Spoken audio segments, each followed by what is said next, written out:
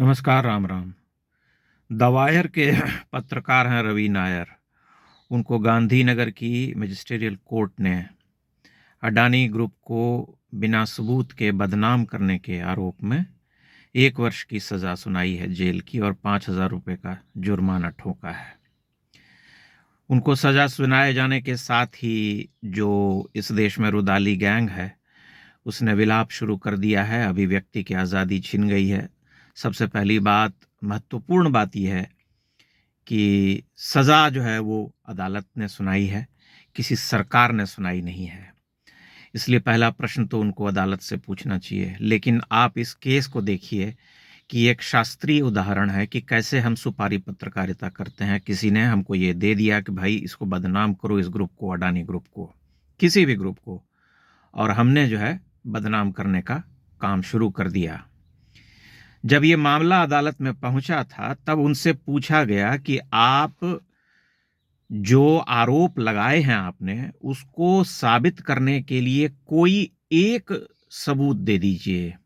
यहां तक कि अदालत ने यह भी कहा कि सर्कमस्टेंशियल एविडेंस ही हो अगर आपके पास तो वो भी दे दीजिए ताकि समझ में आए कि जो आपने बातें कही हैं, जो ट्वीट किया है, उसमें कोई सच्चाई है। लेकिन नील बटा सन्नाटा, वो कोई सबूत पेश नहीं कर सके। जब कोई सबूत पेश नहीं कर सके तब अदालत ने जो है उनको ये निर्णय दिया कि भैया आप एक वर्ष के लिए जेल की हवा खाइए और 5,000 रुपये का जुर्माना जो है आपके ऊपर ठोका जा रहा है। ये बहुत ही समझने वाली बात है कि इस देश में ऐसे पत्रकार बहुत सारे हैं जो आए दिन कुछ भी आरोप लगाते हैं, कुछ भी लिखते हैं, और कई बार तो पूर्व के बड़े पत्रकारों ने इसी तरह के आरोप लगा करके बाद में ये स्वीकार किया है, क्षमा मांगी है और कहा है कि हमने यहाँ बैठ करके इस तरह की रिपोर्ट लिख दी थी, लेकिन हमारे पास कोई सबूत नहीं था। इससे पहले पंजय गुहा ठकुरता को भी जो है सजा हो चुकी है इसी तरह की पत्रकारिता के लिए। तब आए दिन जो लोग यहाँ पर हमें भांड, गोदी मीडिया, ये वो कह कह करके जलील करते हैं, उन्हें विचारना चाहिए या सोचना चाहिए कि भारत में पत्रकारिता का क्या अर्थ है। पत्रकारिता या वैश्विक पत्रकारिता जो भी है उसके क्या मायने हैं, उसके क्या धर्म है, उसका क्या दायित्व है। क्या कोई पत्रकार केवल कपोल कल्पना पर या अपने निजी आइडियोलॉजी को आगे बढ़ाने के लिए किसी को भी बदनाम करने के का काम कर सकता है? आपने भारत के एक प्रमुख उद्योगपति को, जो भारत के विकास में बहुत अधिक योगदान कर रहा, उसको बदनाम करने के लिए, डिफेम करने के लिए एक कहानी गढ़ दी, ट्वीट कर दिया। लेकिन जब आपसे पूछा गया कि आप इसे साबित कीजिए तब आप चुप हो गए, क्योंकि आपके पास कुछ था ही नहीं सब्सटेंशिएट करने के लिए।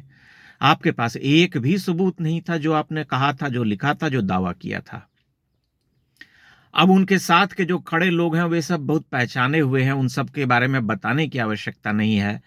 ट्विटर पर जो है चल रहा है, मारपीट मची हुई है, एक दूसरे को लोग लानत मलामत कर रहे हैं, पक्ष के विपक्ष के। लेकिन जो लोग उनके साथ खड़े हैं उन्हें आप देख लीजिए कि वो कैसे छाती पीट रहे हैं। छाती पीटने वाली पत्रकारिता, आरोप लगाओ और छाती पीटो, आरोप लगाओ और जब पकड़े जाओ तब जो है रुदन शुरू कर दो कि देखो अभिव्यक्ति की आज़ादी छिन रही है, इस देश में तानाशाही चल रही है।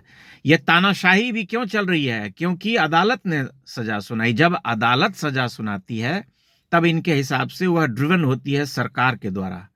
लेकिन जब अदालत सरकार के विरोध में कोई बात कहती है, कोई निर्णय देती है, तब जो है बिल्कुल ठीक रहता है। तब लोकतंत्र एकदम सही चलता है, संविधान सही चलता है, न्याय व्यवस्था, विधि व्यवस्था सब कुछ दुरुस्त हो जाती है। लेकिन जैसे ही सरकार तो छोड़िए, न्यायालय जो है कोई इनके विरोध में कोई बात कह दे, कोई टिप्पणी कर दे, कोई प्रश्न पूछ दे, कुछ याद दिला दे या सजा दे दे, तब जो है बहुत कुछ खतरे में आ जाता है, पूरी न्याय व्यवस्था भी खतरे में आ जाती है। ये एक सिस्टम है, बना हुआ है। लोग कहते हैं, मुझे ऐसे बहुत सारे लोग मिलते हैं जो कहते हैं कि अच्छा सरकार ने कंट्रोल कर लिया है। मैंने कई लोगों से पूछा है कि मुझे ये बताइए कि क्या कंट्रोल किया है, क्या किसी की आवाज रोकी गई है? आए दिन इस देश के बहुत बड़े बड़े नामी चेहरे जो पहले चैनल्स में थे, कहीं संपादक थे, कहीं डिप्टी एडिटर थे, कहीं कुछ थे, वे सब अपने हिसाब से खबर दिखाते हैं, चलाते हैं यूट्यूब पर, और तमाम तरह की बातें करते हैं, तमाम तरह के आरोप लगाते हैं। क्या उन्हें किसी ने रोका टोका है? नहीं। वे कह रहे हैं निर्बाध रूप से, किसी ने उनको रोकने की कोशिश नहीं की है। लेकिन हर जगह ऐसा नहीं हो सकता। कभी ऐसा भी हो सकता है कि आपके ऊपर कोई केस ठोक दे, और जब केस ठोका जाएगा तब आपको ये सिद्ध करना पड़ेगा कि आपने जो दावे किए हैं या जो आरोप लगाए हैं उसमें कोई सच्चाई है। पत्रकारिता तो यही होनी चाहिए भई। आप कहते हैं कि निष्पक्ष हैं, हम तटस्थ हैं, लेकिन ऐसा दिखाई भी तो देना चाहिए। यह दिखना चाहिए कि आपने जो दावा किया है उसमें कोई दम है।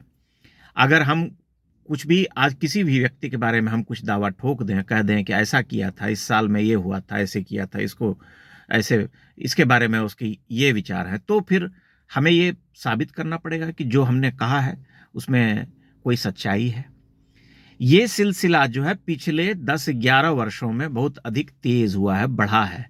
ये काम पहले से होता रहा है। नरेंद्र मोदी के खिलाफ मीडिया का एक बहुत बड़ा हिस्सा जो है हमेशा से उसके विरोध में रहा है, एक पक्ष के साथ खड़ा है। और हमने तो यही देखा कि उनका लंबे समय तक मीडिया ट्रायल होता रहा था गुजरात दंगों के मामले में। एक तरह से मीडिया ने बहुत बार तो घोषित तौर पर उन्हें दंगाई और हत्यारा कह दिया था। कई बरसों बरस तक ये सिलसिला चलता रहा। फिर जो प्रधानमंत्री बने तो ये मामला थम गया, खत्म हो गया। तब तक सभी कोर्ट से, एसआईटी से लेकर के सुप्रीम कोर्ट, सभी जगह से बेदाग हो चुके थे। तब प्रश्न आया कि अच्छा, अब नरेंद्र मोदी अगर नहीं निशाने पर लिए जा सकते हैं तो गुजरात के उद्योगपतियों को ही लिया जाए। उनके हिसाब से नरेंद्र मोदी उनके हाथों में बिके हुए हैं, दोनों एक दूसरे के साथ साठ गांठ करके चलते हैं। सब ठेका अडानी को मिल जाता है, सब ठेका अंबानी को मिल जाता है, बाकी लोग झाल बजा रहे हैं। लेकिन ऐसा कुछ है नहीं। जिसकी जैसी पात्रता होती है उसके हिसाब से उसे काम मिलता है। इसलिए ये प्रक्रिया जो है तब शुरू हुई कि अब अडानी जी को जो है बदनाम किया जाए, अंबानी जी को बदनाम किया जाए, या अन्य जो उद्योगपति हैं उन्हें घेरा जाए, क्योंकि वे सब गुजरात के हैं और कथित तौर पर नरेंद्र मोदी की लॉबी के हैं। अब उद्योगपतियों में क्या लॉबिंग, और उद्योगपति तो भाई उद्योग करता है और उससे प्रत्यक्ष और अप्रत्यक्ष रूप से जो है लोगों को फायदा होता है, निवेश करता है, कहीं विकास का काम करता है, कोई फैक्ट्री लगाता है तो रोजगार सृजन करता है, और तमाम बातें ऐसी होती हैं। हम सभी जानते हैं कि लाखों लाख लोगों को नौकरियां मिलती हैं इन उद्योगपतियों के कारण। तब हम क्या साबित करना चाहते हैं कि इन उद्योगपतियों को बदनाम करके हम लोकतंत्र के प्रहरी हो जाएंगे, रक्षक हो जाएंगे, या साम्यवाद के प्रवर्तक हो जाएंगे, महामुनि मार्क्स हो जाएंगे? ऐसा नहीं है।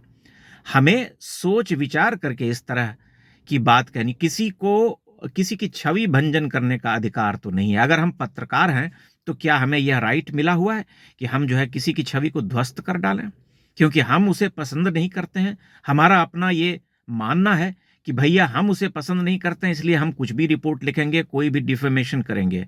ये तो नहीं चल सकता। लोकतंत्र में इस तरह की बातें संभव नहीं है। इस तरह की विचारधारा को कभी प्रश्रय मिलना भी नहीं चाहिए। आप अपनी टिप्पणियां अवश्य कीजिएगा, लेकिन स्पष्ट तौर पर इसमें अदालत ने संज्ञान लिया और पूछा कि भाई आप प्रमाण दीजिए जो आपने आरोप लगाए हैं। जब एक भी प्रमाण नहीं दे सके तो उन्हें यह सजा हुई है। इसे उदाहरण के तौर पर लिए जाने की आवश्यकता है। बहुत बहुत धन्यवाद।